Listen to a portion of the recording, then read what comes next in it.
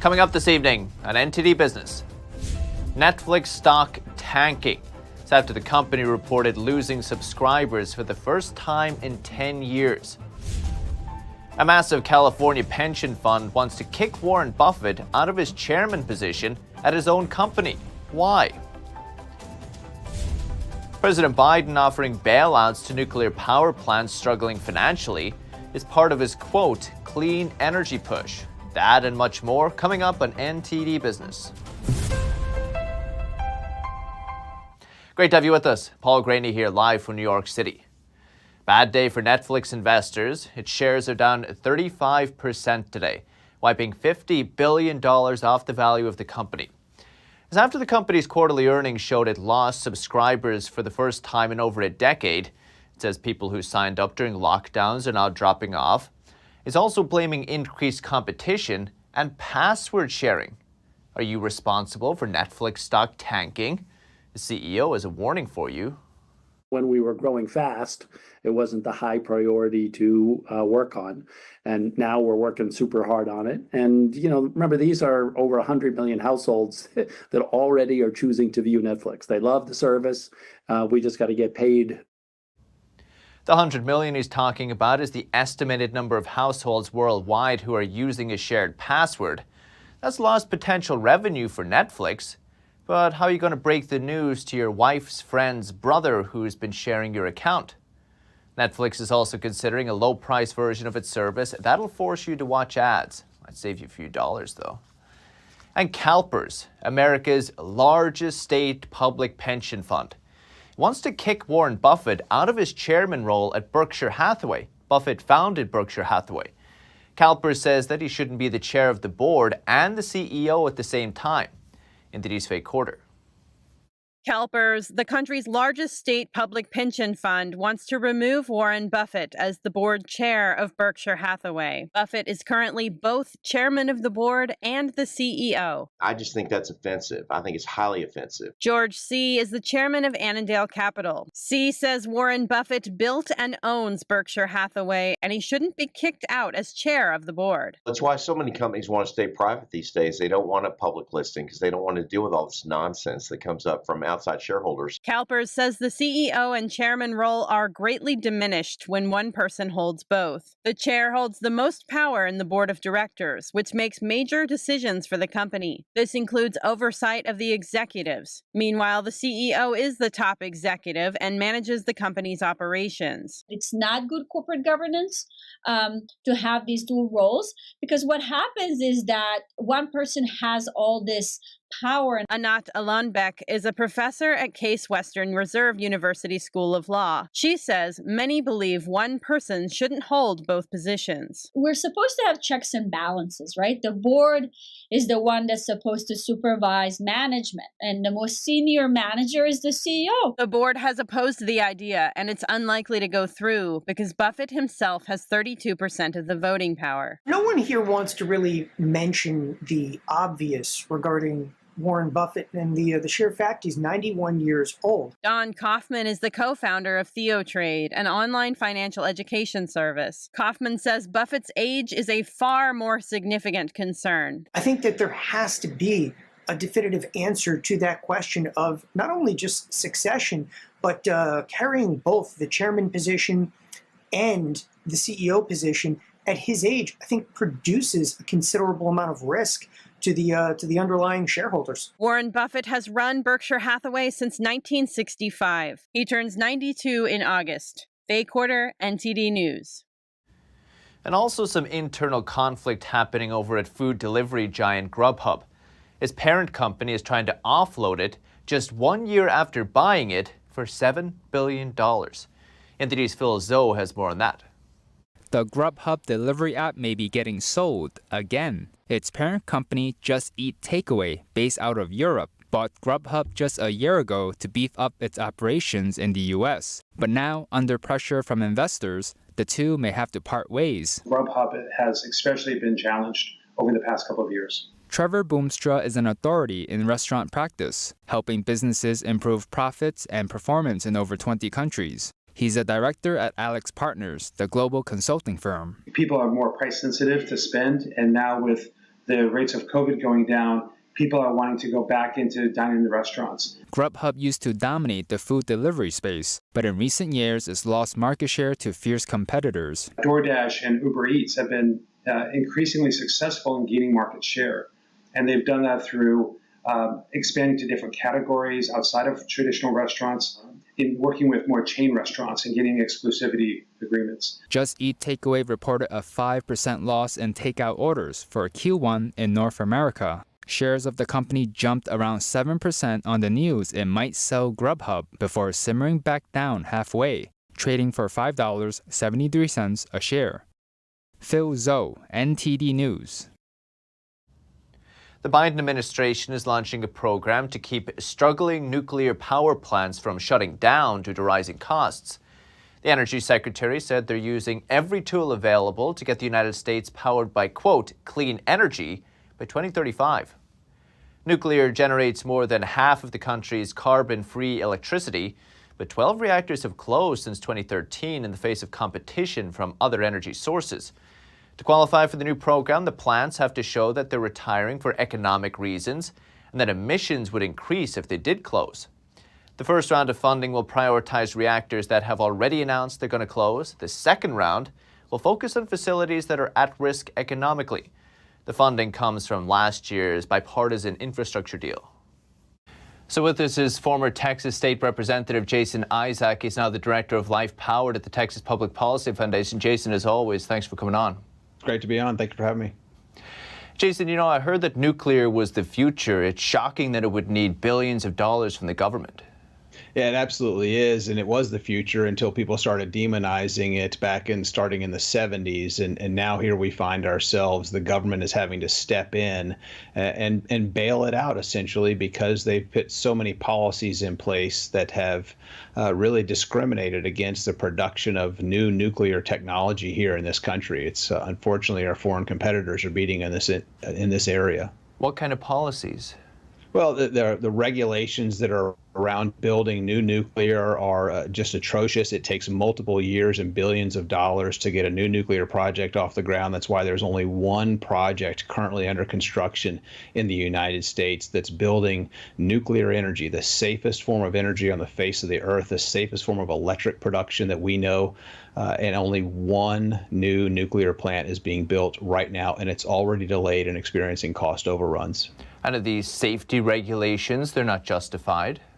They're actually overburdensome. They take too long. It's just too much bureaucratic red tape. And unfortunately, it's become this mantra from the federal government to control every aspect in our lives, including the production of reliable, affordable electricity. Do you agree with subsidizing the nuclear plants? No, I agree with getting the government out of the way and getting rid of the overburdensome regulations, getting the bureaucratic red tape cut, and allow the free market to work. We've got to quit propping up one form of electric generation over another, allow the market to work. We'll have more competition. Every time we have more competition, the consumer wins, and the consumer will win with lower prices and more reliability. So on this point about competition, you're saying that these subsidies for wind and solar are making it so difficult for other forms of energy to compete like nuclear that they're actually going out of business? Yeah, wind gets 17 times the amount of solar or amount of subsidies that fossil fuel produced electricity does, and solar is 75 times the amount of subsidies that fossil fuel produced electricity generates. And that's including tax write-offs, and the production tax credits and the investment tax credits. So it's astronomical how much more benefit they get from the federal government. And that's why we're seeing a massive explosion of growth of wind and solar around this country when they can't provide electricity when Americans need it the most. That's on demand, like natural gas, coal, and nuclear can. So it has completely distorted this market. Natural gas, clean coal, and nuclear technology can't compete. Jason Isaac, Life Powered, appreciate it. Thank you. Thank you, Paul. And despite concerns that rising mortgage rates would hurt home demand and lead to lower home prices, prices actually hit an all-time high in March.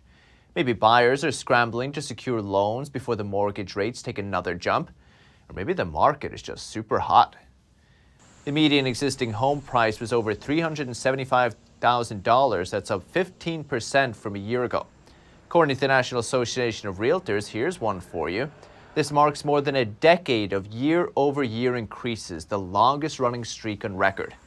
Mortgage rates have also been on the rise since the beginning of this year. The latest average, now 5% and expected to rise.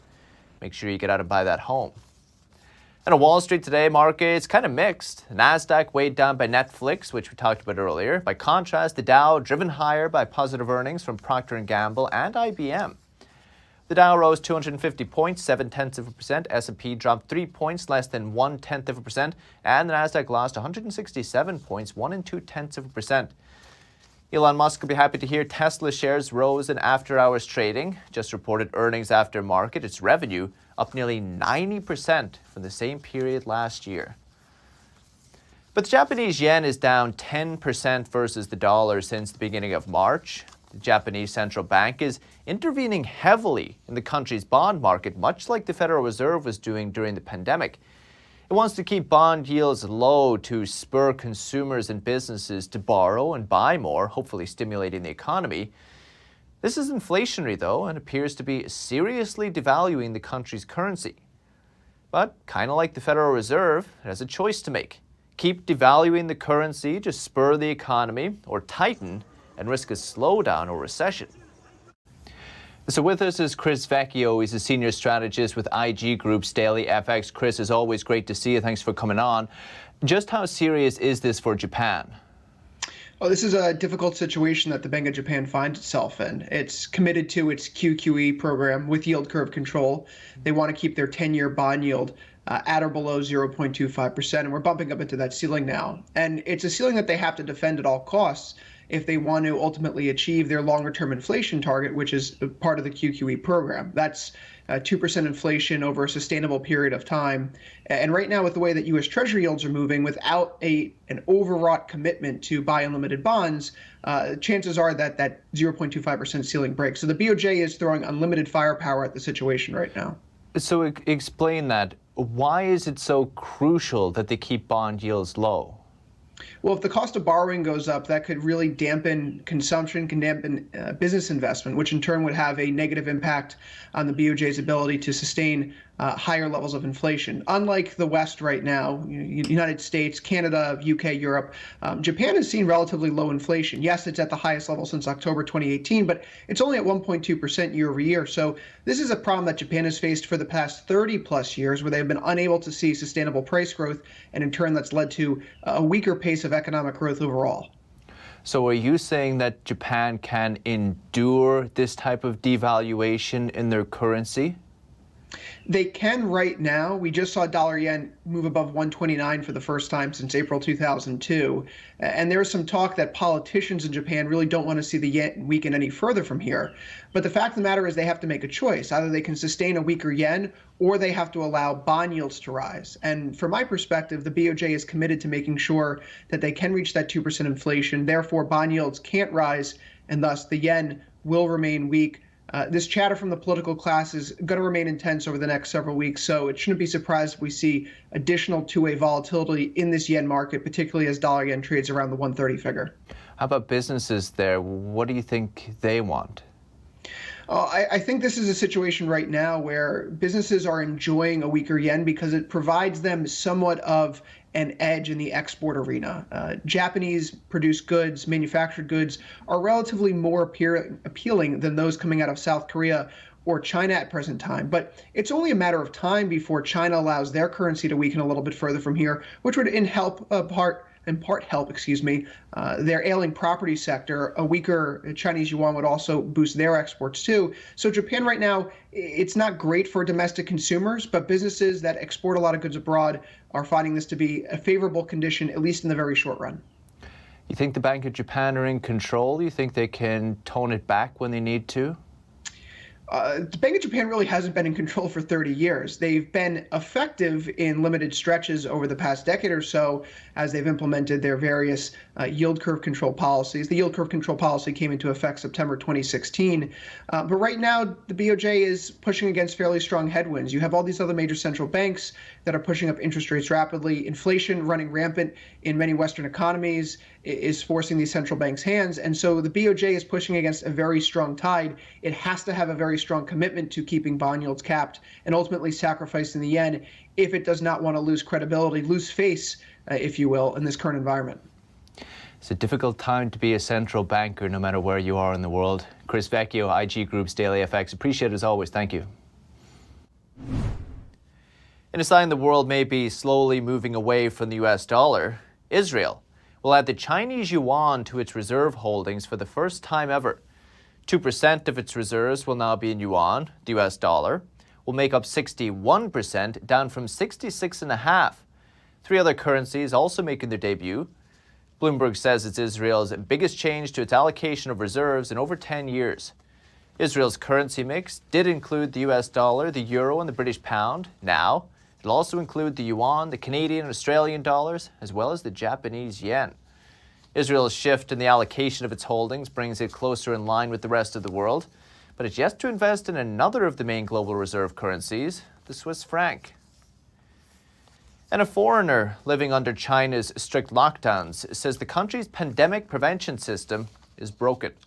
He's being forced to go to a quarantine camp almost 2 weeks after testing positive. NTD's Don Ma has the story. A German national living under Shanghai's lockdown says China's system, quote, sucks. He said it over a phone call with Chinese authorities. They left us here for 12 days, then they decided to take us. Then they sent us back home after leaving us there in the cold for 5 hours. This is fucking ridiculous. This is insane. Here's some context for what's going on. The German national tested positive for the virus on April 3rd. Then almost 2 weeks later, he gets transferred to a quarantine camp. Now keep in mind that in 2 weeks, most people would have already recovered. So he gets sent to the quarantine camp, but for some reason, authorities reject him. So he gets sent back home. And now Shanghai authorities want to take him to the camp again. So he's refusing to go until he's retested. And get your boss, tell him he sucks, tell him the system sucks, tell him to send the CDC officer here and take a new test with me. And then we can talk. Your system is the most ridiculous that I've ever experienced in my entire life. My children at kindergarten are more organized than this crap here. It seems like he's not the only one experiencing this. He said in the phone recording that he knows of others that also went through the same thing. They leave us here with 8 people, corona positive, for 15 days. We're all fine, and then they decide to take us? What sort of ridiculous rule is that? That's ridiculous. There is no logic to this. The recording of the call has since gone viral on Chinese social media platforms. The full recording of the call has also been posted on YouTube and Twitter. Don Ma, NTD News. Still to come this evening. Stay with us. BMW revealing its new electric sedan with a lot of bells and whistles. A tech company offering to implant a chip into your hand so your shopping spree will be more convenient. What are some of the concerns? That and more coming up on NTD Business.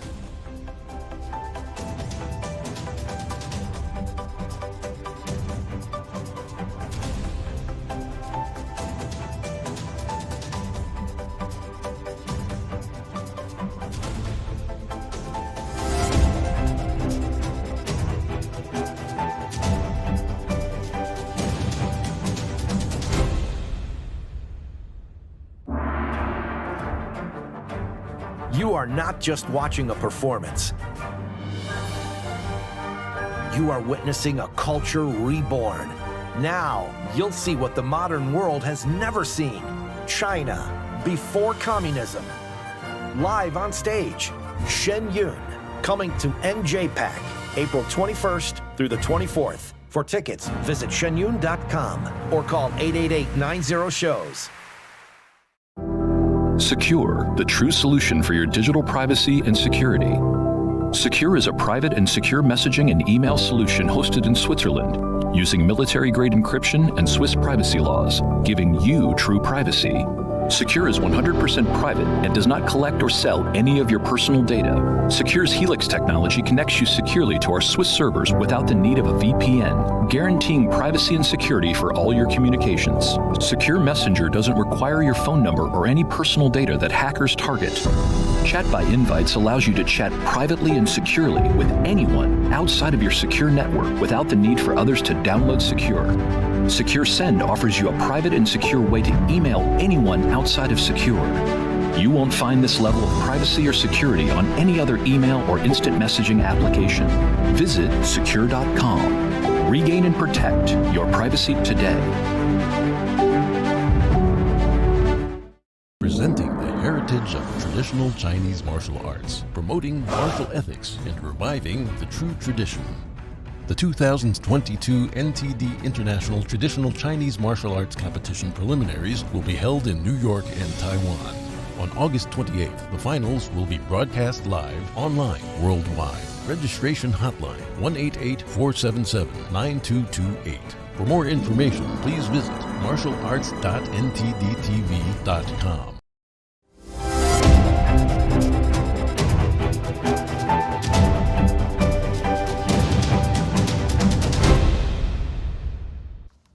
Welcome back. One of the largest U.S. banks, Goldman Sachs, is no longer offering free lunch or breakfast to workers. Free food was used by many Wall Street firms to lure workers back to the office during the pandemic. Now instead, Goldman says it's bumping up the dinner allowance for workers staying late at the office to $30. It's a $5 bump from before. According to financial blog Liquidity, banks like Citi, Deutsche, and Barclays offer a $25 allowance, while JP Morgan and Morgan Stanley offer $30 or more for dinner.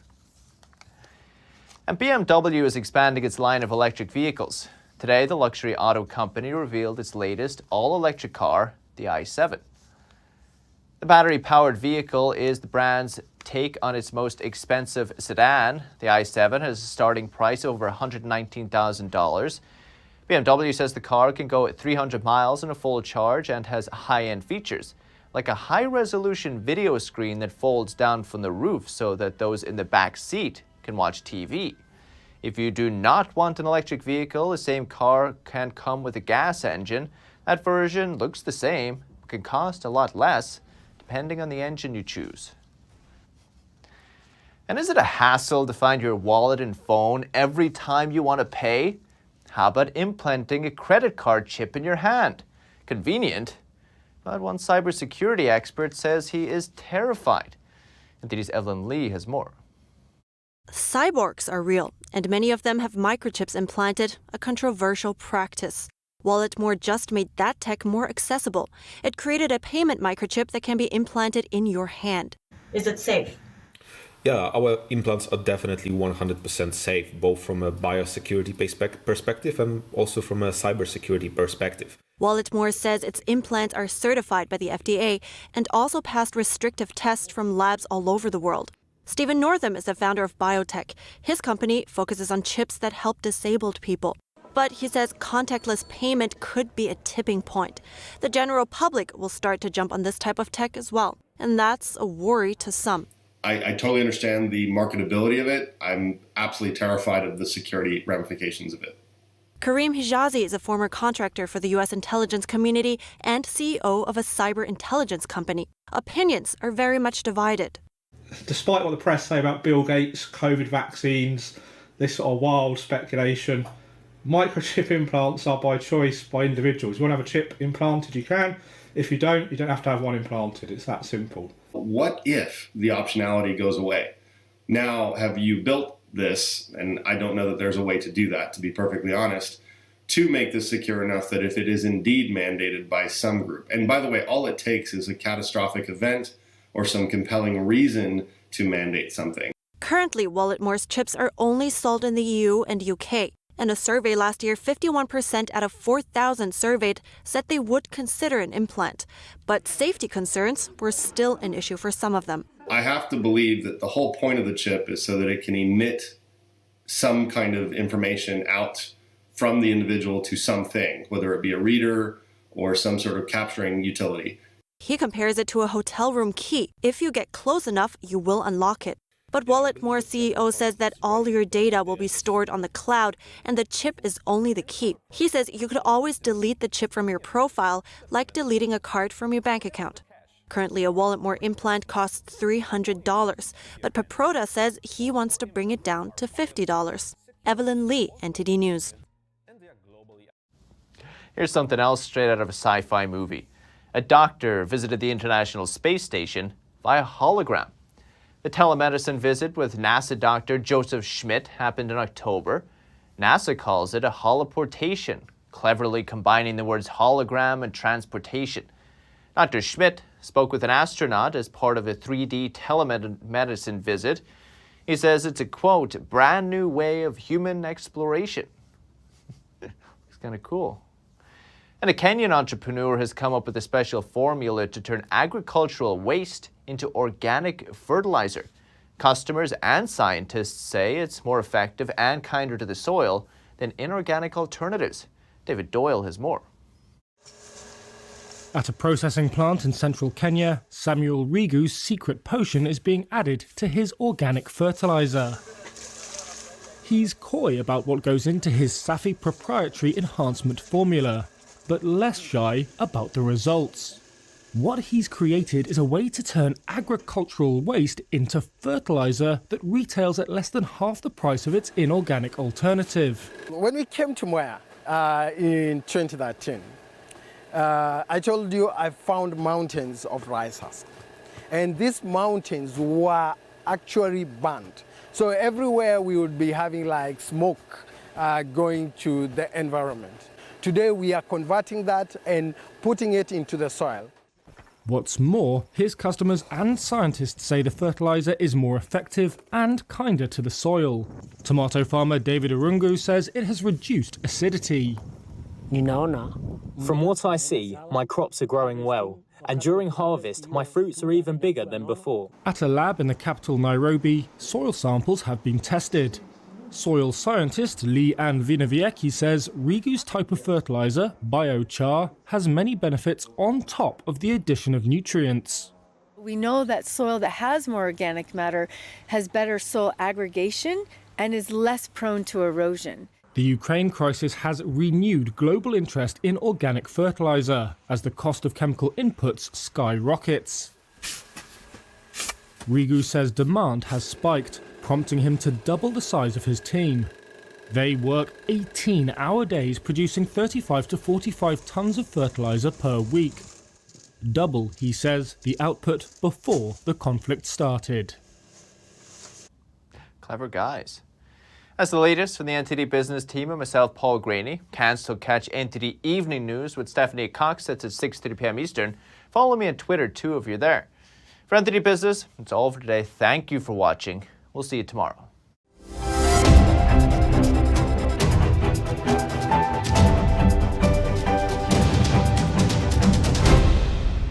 Thanks for watching us on YouTube. Did you know YouTube only keeps selective videos on its platform? So if you want to make sure you get the full picture, just subscribe to our newsletter. Go to newsletter.ntd.com and sign up. It's free.